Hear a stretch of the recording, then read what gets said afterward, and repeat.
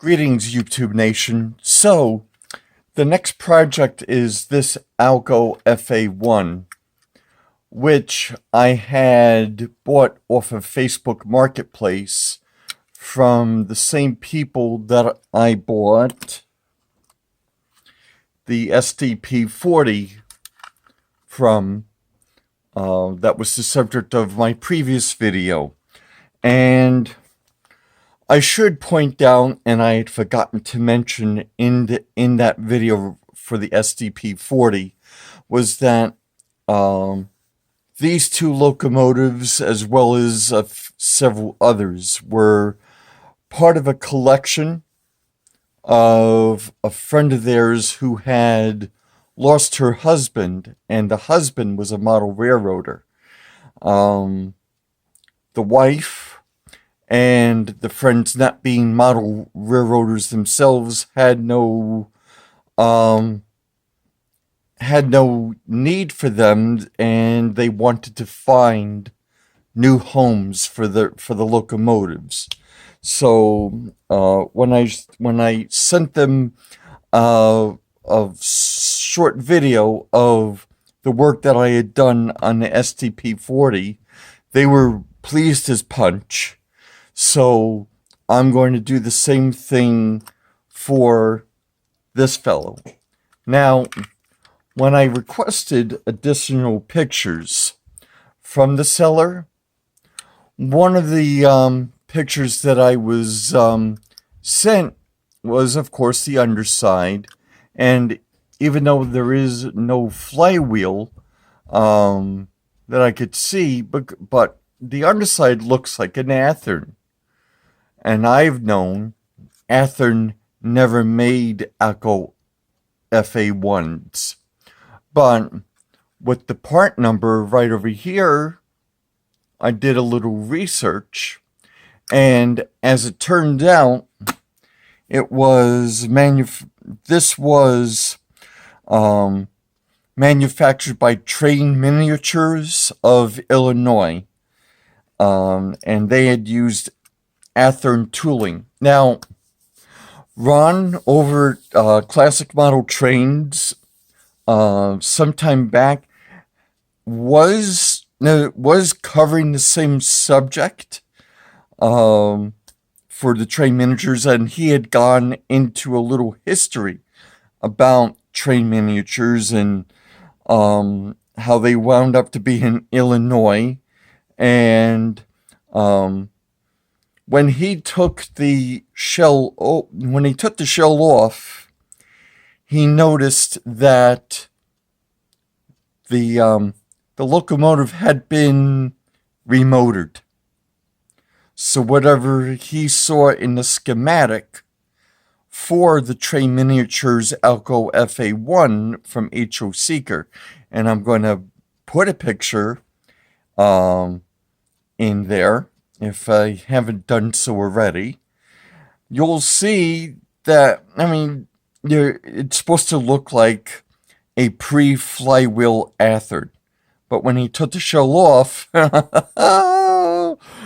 nope, it wasn't there. So, I'm going to take this shell off.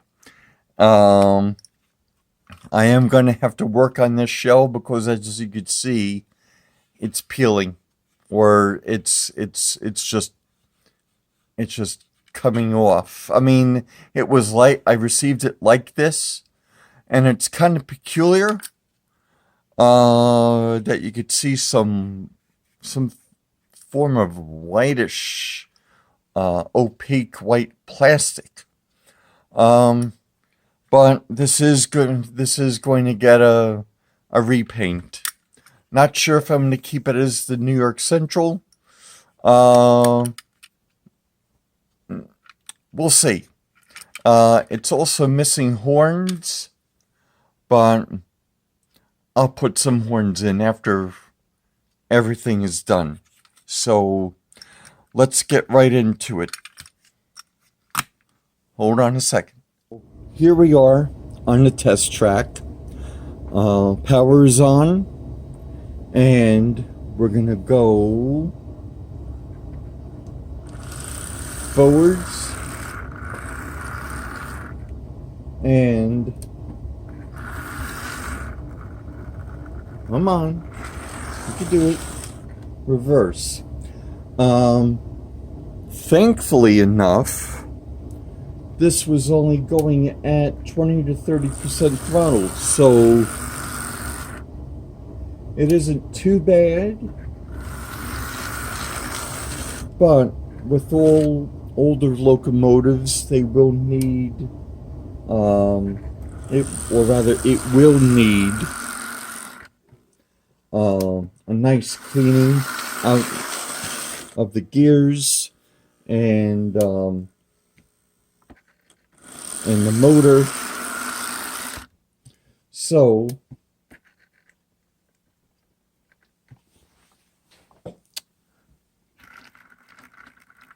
come on.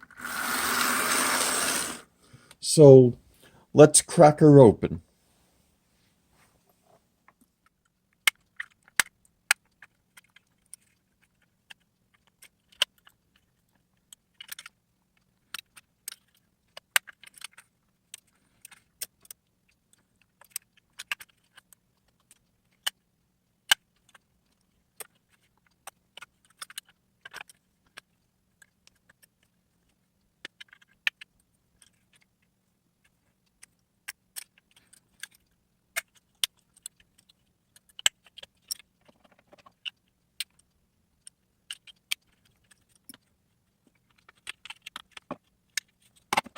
So, getting the shell was a little bit of a challenge because of these tabs over here, and here, and on the other side as well. They were clinging on to the ladders that were on the shell. Fortunately, no part of the ladders none of the ladders have broken off in disassembly. And I had already noticed that one of the ladder rungs was missing on the fireman side.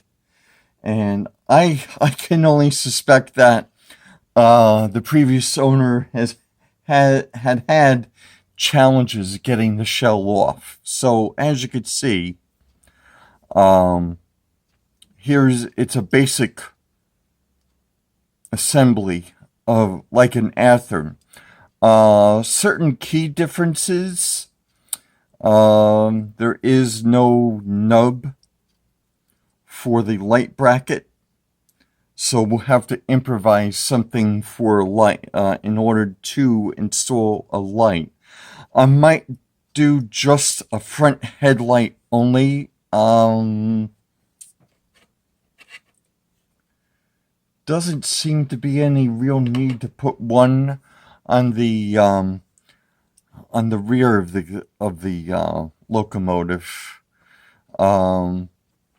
But the one thing that is missing that should have been there was the weight.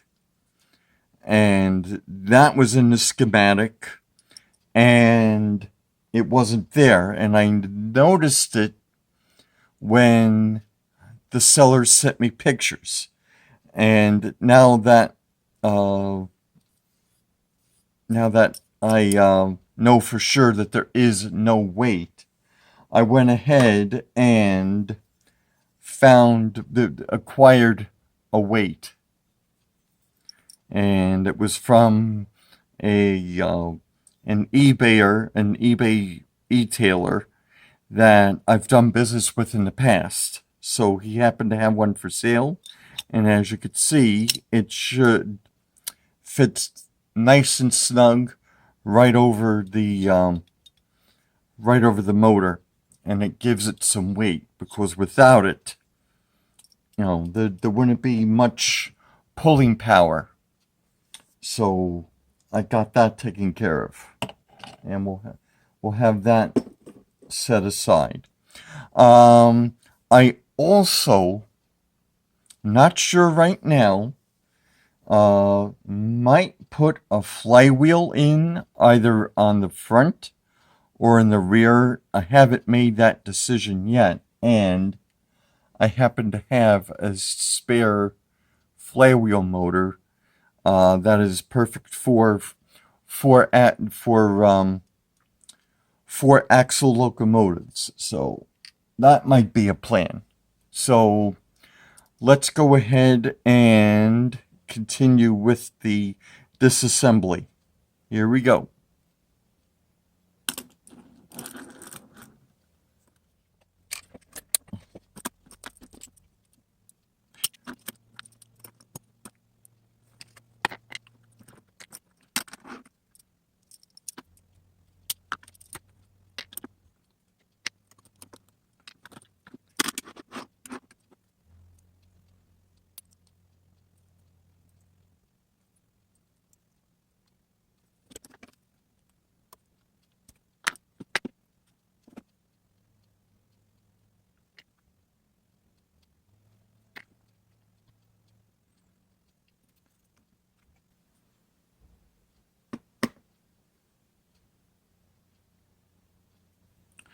So here we are at the bottom of the motor, and I mean,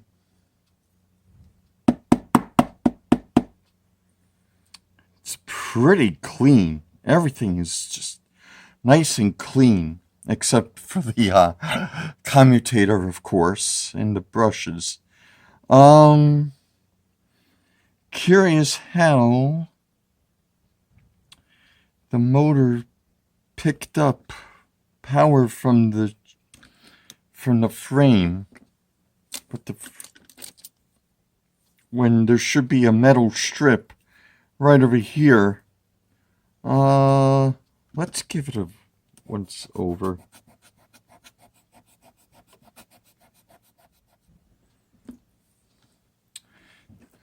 It looks slightly better.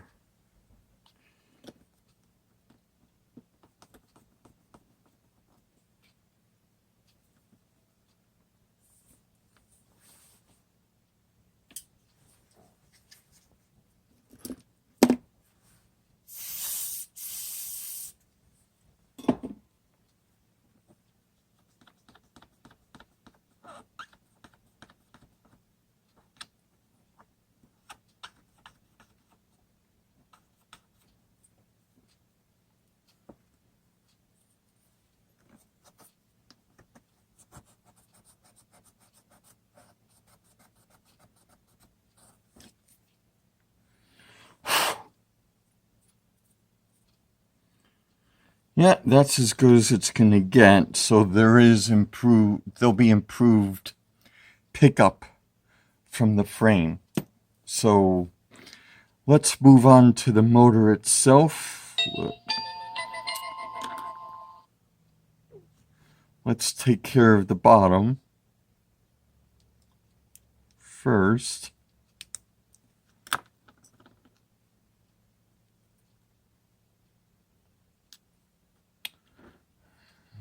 These springs are staging a revolution.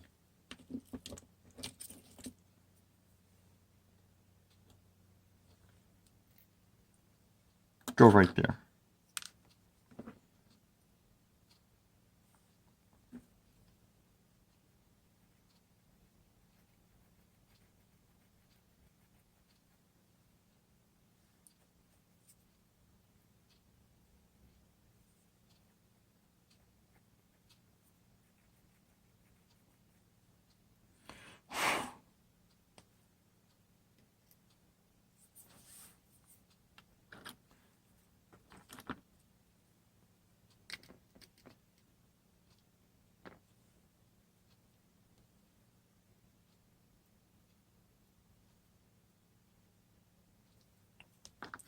Now, let's see if I have better luck with the springs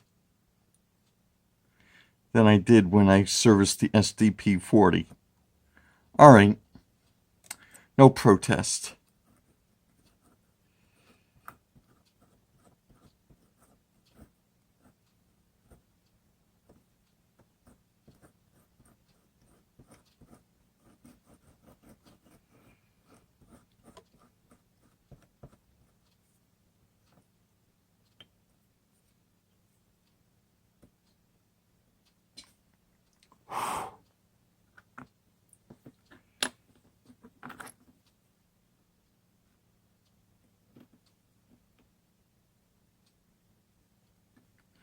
just going to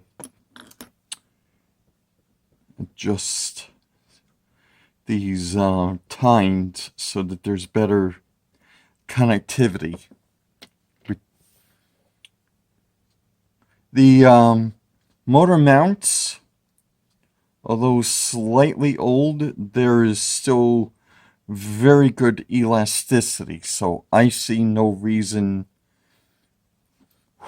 to replace them. Now we are going to take care of the top motor clip, and like all the other Atherns, I'm going to solder a couple of spots so that I can put wires from the from each gear tower to the clip, and do the same thing for see if I can get some sort of light action going on. So let me take care of the top motor clip, and I'll clean the I'm going to clean the commutator off camera, and we'll come right back. I've got the motor serviced, and as you can see, it's running very nicely. I'm going to have to dispense with the idea of the flywheel, because when I did a test fit, it fit perfectly onto the motor. I then tried to mount the gear tower back on, and it just wouldn't cooperate. So, it just got in the way of the gear tower, so I have to stay with the original assembly. So I'm going to go ahead and take care of the gear towers. This is the front one, needs a little work, a little cleaning. That's the rear gear tower, so I'm going to clean that, clean these. From initial inspection, before I open it up, it all looks clean, but it also looks very dry. The gear worms also appear in very good clean condition, but again, dry. I'm also going to just had to get a hair off. Find a way of affixing this bracket clip onto the front of the frame so that I can get install a light. So I'll be right back. Alright, I'm ready to rebuild this little monster. I've got all the gears cleaned. The gear towers are cleaned. The top of each, the elbow for each gear tower has been tinned to accept the wire that'll go from the top of the gear tower to the motor clip, the top motor clip. I've got the weight here, which will probably be last. So we'll just have to wait and see about that. So I'm just going to set this aside for the moment, and that'll come last. So I've also put air tool oil in each brass fitting on the for the axles, so that'll help with the conductivity. So ready, steady, go.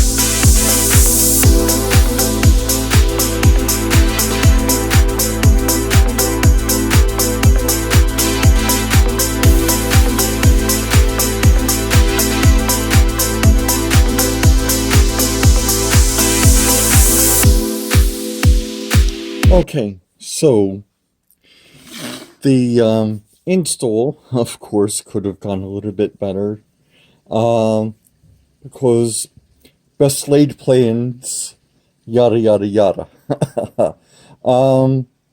Most of what I've intended did proceed as planned, as you noticed in the sped up playback. We have the wire from the rear gear tower to the motor clip. We have a wire from the very front of the motor clip to the front gear tower. We have a wire from the top of the motor clip to the LED light, and as you saw in the recording of my assembly, I had originally placed a solder point on the frame. When I did an initial test, I was experiencing a short circuit. There's something about this frame that while it is the locomotive's or the motor's negative connection, there was something about the frame that it just wouldn't take a solder, and it just put up such a protest. And even when I had connected a light bracket clip, it just wouldn't work.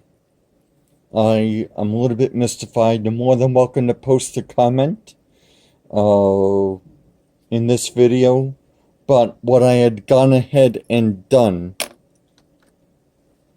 was solder the LED bulb's negative connection to the to the bottom motor clip. And believe it or not,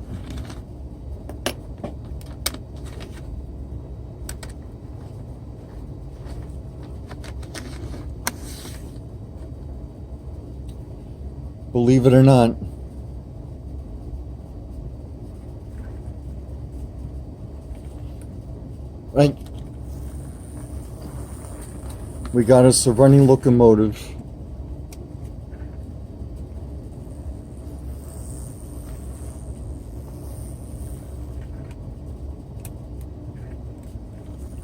And a light.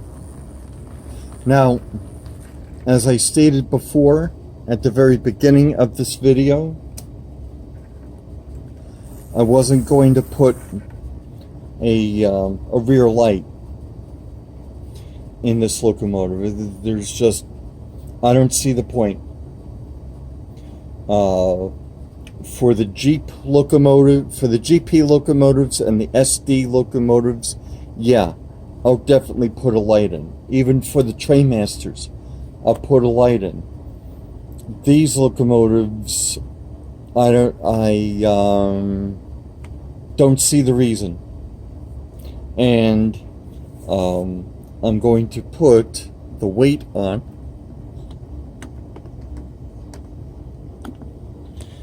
Fits perfectly nice.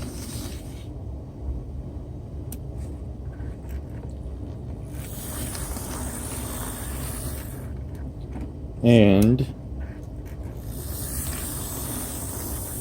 everyone's getting along. Now comes the part with the shell. I've been thinking about what exactly to do with this shell. Now, as with the SDP-40, I turned it into a Amtrak Heritage locomotive. The paint or the decal work is too far gone because it's all scratched up and it's scuffed up.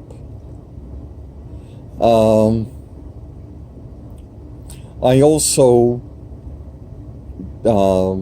took my pin vise and an X-Acto knife, and I made a second hole so that it can easily accommodate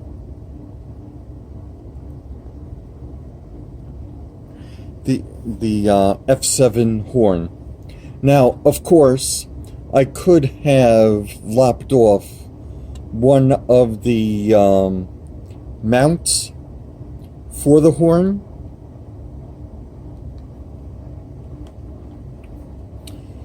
and just, kept the one hole on each side of the locomotive as is, and then just use CA in the to mount the horn. But I decided against it. So I'm going to take this girl over to the layout, let her stretch her legs, see how she runs. Be right back. So there's the locomotive on the endurance track, which is the mainline track not connected to DCCEX, but instead this big girl right here, so that I can check voltage and current draw. And away we go.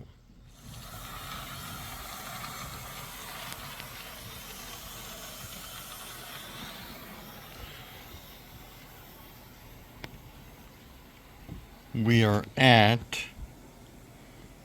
40 to 45% throttle. We are between 10 volts and lovely current draw.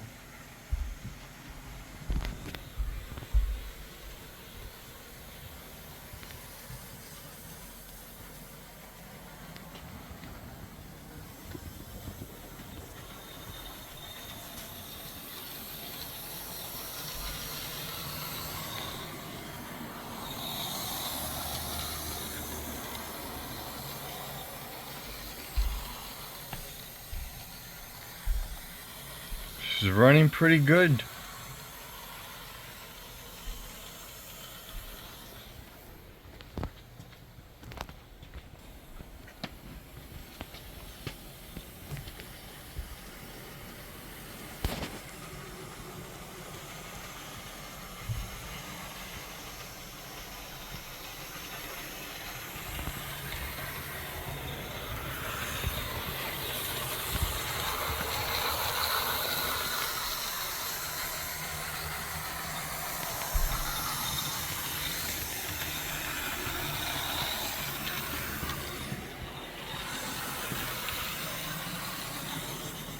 Alright. I'm a happy camper so far. How is she in reverse?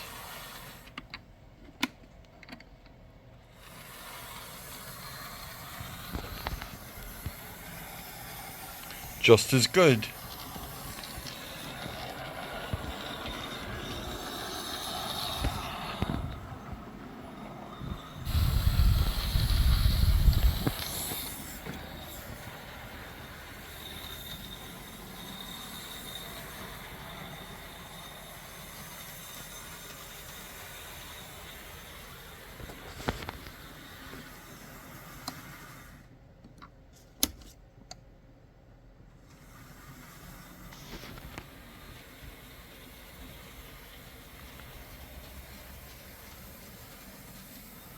Right, I got her back running forward, and I'm gonna let this girl stretch her legs for a little while. But I am going to fix the positioning of the bulb very shortly after the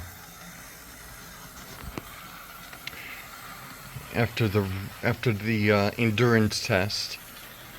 But while we're doing that, we can address the shell. Well, I done did it again. And I created another Amtrak Heritage unit. This time, it's going to be for the New York Central with Phase 3 striping. I noticed on the shell that there were two small holes on either side of the shell. As it turns out, they were supposed to be for the number boards, and the number boards were missing. So, I just made number boards. Came out pretty okay. Not 100% crazy about how the New York Central came out. I was expecting them to be a little bit more gray. They came out more somewhat emerald green. But you know what? We could get away with murder, and because the New York Central towards the end was sporting emerald green. However unattractive it was, but yeah, we've got us another Amtrak Heritage engine. So this is something that I have to pose to the viewers, the subscribers, the visitors to the channel. Now, I did the last locomotive that I took care of. I made a New Haven Heritage unit. This is now a New York Central unit, Heritage unit. Oh, I forgot to add something in the back here. So, my question to everyone is, should I create another Heritage unit, this time with the Pennsylvania or with another railroad that helped form Amtrak? You could post your comments and let me know if I should continue on this trend of Amtrak Heritage units. I'd be interested in knowing what you think. So, there was another decal I was going to put on here. I'm going to try and get that on. And then I'll be fitting shell to... I'll be putting this outards onto the innards. So, stay tuned. Well, as you can see, shell and chassis are getting along nicely. And the LED is pretty nice.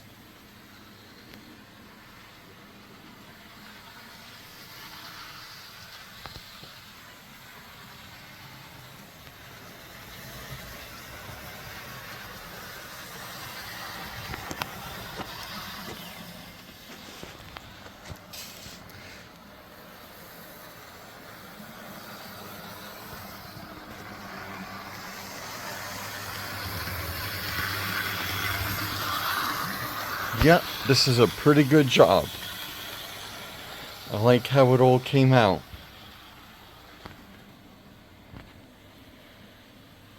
So, once it comes back around,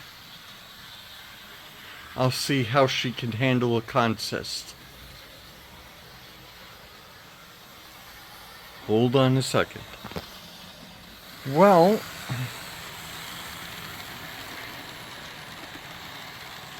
Well, she seems to be handling it pretty well.